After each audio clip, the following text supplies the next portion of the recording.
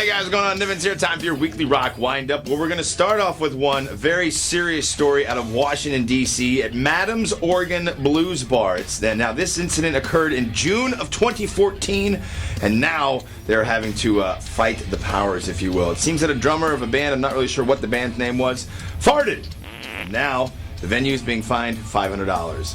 Now, it's not just that simple. I guess it had to do with an ordinance where windows and doors can't be open after like midnight or midnight 30 or something like that. And after the drummer broke wind, he opened up the window to try and air things out, just as like a codes enforcer was walking by. And now the venue's being fined like $500. The bar, of course, is hoping to clear the air and fight this. Well, surprise, surprise. Out of nowhere, Disturbed are back. They dropped a new single this week. The Vengeful One surprised everybody with that. And also on top of it, announcement of a new album that will be out, Immortalized, on the 21st of August. And I just also saw something else, and I don't know exactly the truth of all this, but I guess Dave Draymond might have deleted his Twitter account, which is interesting because while Disturbed was on this 4-year hiatus, he spent a lot of time tweeting away. Well, a couple of big shows announced this week. One is a tour, the other is a festival. Motorhead announcing a springtime, or I guess, I should say a summertime run. As of now, closest spot will be in St. Louis in September. I guess it's more summer and into the fall. And then Tool announcing they're going to be playing Halloween night with Coheed and Cambria and Primus. I do not know if this means that they're going to pull a Disturbed and we'll get an album out of nowhere sort of thing. But it is nice to hear about Tool actually doing a show because it's been a pretty good minute since they got out there and did any performing.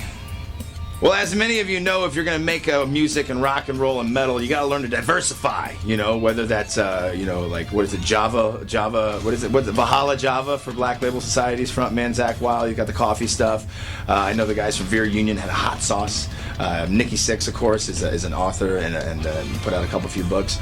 Well, it seems that Linkin Park now have started up a venture capital firm, Machine Shop Ventures. They're innovative. I guess they teamed up with the people that also work with like Jay-Z and stuff. So if you're looking to plan for your financial future, look no further than Linkin Park. And to close out your weekly rock wind-up, new music announced this week. Stone Sour frontman Corey Taylor saying look for the 6th album from those guys to be out in 2016. New York hardcore Vision of Disorder going to enter the studio in July. Really looking forward to getting some new stuff from those guys. Slash, of course, they just kicked out a new live DVD, Live at the Roxy, but he's talking about a new album in the spring, obviously 2016.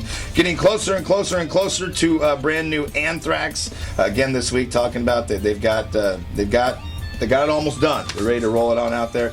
And Glenn Danzig, still working on his covers album, covering everybody from the Everly Brothers to Sabbath to ZZ Top.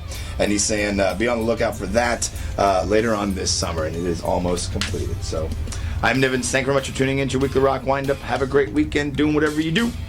Peace.